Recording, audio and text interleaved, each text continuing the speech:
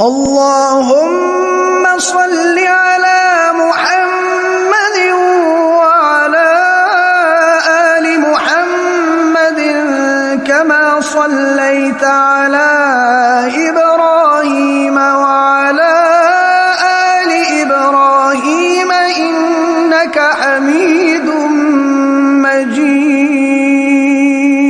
اللهم بارك على محمد وعلى آل محمد كما باركت على إبراهيم وعلى آل إبراهيم إنك حميد مجيد.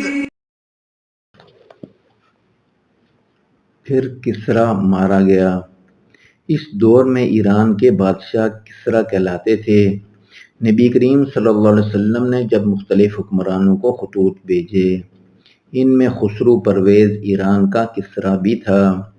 یہ سارا واقعہ بڑا سبق آموز ہے کہ حضور کی شان میں گستاخی کا کیا انجام ہوتا ہے اور اللہ تعالیٰ ایسے لوگوں سے کس طرح بدلہ لیتا ہے۔ کسرا کے نام حضرت صلی اللہ علیہ وسلم کا مکتوب گراں حضرت عبداللہ بن حزامہ لے کر گئے۔ خط اس طرح سے تھا: بسم اللہ الرحمن الرحیم، محمد الرسول اللہ صلی اللہ علیہ وسلم کی جانب سے عظیم فارس کے کسرا کے نام، اس پر سلام ہو جو سیدھی راہ اختیار کرے، اللہ اور اس کے رسول پر ایمان لائے اور اس امر کی شہادت دے کہ اللہ کا کوئی شریک ہے اور نہ عبادت کے لائق، اور محمد صلی اللہ علیہ وسلم اس کے بندے اور رسول ہیں۔ میں تمہیں اللہ تعالیٰ کے پیغام کی دعوت دیتا ہوں۔ مجھے پوری دنیا کے لیے رسول بنایا گیا ہے تاکہ اہل دنیا کو دوسرے جہان کے عذاب سے خوف دلاؤں اور اہل کفر تک اللہ کی بات پہنچاؤں۔ تو قبول اسلام کر لے تو سلامت رہے گا، ورنہ تیری ساری مجوسی قوم کا گناہ تیرے اوپر ہوگا۔ خسرو پرویز نے یہ خط پڑھا تو غصے میں آ گیا اور نامہ مبارک کو پرزے کر دیا۔ اس نے کہا، ہماری رعایا کے ایک شخص نے ہمیں خط لکھنے اور ہمارے نام سے پہلے اپنا نام لکھنے کی جرأت کی ہے۔ کسرا کی اس حرکت کی اطلاع رسول اللہ صلی اللہ علیہ وسلم کو ہوئی تو آپ نے فرمایا کہ اس نے میرا خط نہیں پھاڑا بلکہ اپنی حکمرانی کے فرمان کو چاک کر دیا ہے۔ حاکم فارس کی بدبختی نے اسے آواز دے دی تھی۔ اس نے یمن میں بازان نامی اپنے نائب کو حکم بھیجا کہ محمد صلی اللہ علیہ وسلم کو گرفتار کر کے ہمارے پاس بھیج دو۔ لہذا بازان نے مختصر سی فوج مدینہ منورہ روانہ کر دی تاکہ آپ کو گرفتار کر کے لے آئے۔ نانویا نامی ایک شخص اس فوج کا سربراہ تھا۔ یہ لوگ طائف کے راستے گئے۔ طائف والے انہیں دیکھ کر بہت خوش ہوئے۔ ان کا خیال تھا کہ اب محمد کی تباہی یقینی ہے، حالانکہ معاملہ اس کے برعکس تھا۔ اس فوج کا سربراہ حضور کی خدمت میں گیا اور مدعا بیان کیا تو حضرت نے اس سے اگلے روز طلب کیا۔ وہ دوسرے دن آیا تو نبی کریم صلی اللہ علیہ وسلم نے اسے اطلاع دی کہ تمہارا کسرا تورات کو قتل کر دیا گیا۔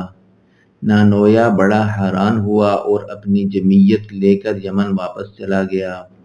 وہاں پہنچنے کے بعد یہ خبر درست ثابت ہوئی کہ خسرو پرویز کو قتل کرنے کے بعد اس کے بیٹے شیرویہ نے تخت سنبھال لیا ہے۔ اس واقعہ کے بعد یمن کے حاکم نے حضرت صلی اللہ علیہ وسلم کے بارے میں تحقیق کی اور آپ کی تعلیمات کو پرکھنے کے بعد کفر سے توبہ کی اور اسلام قبول کر لیا۔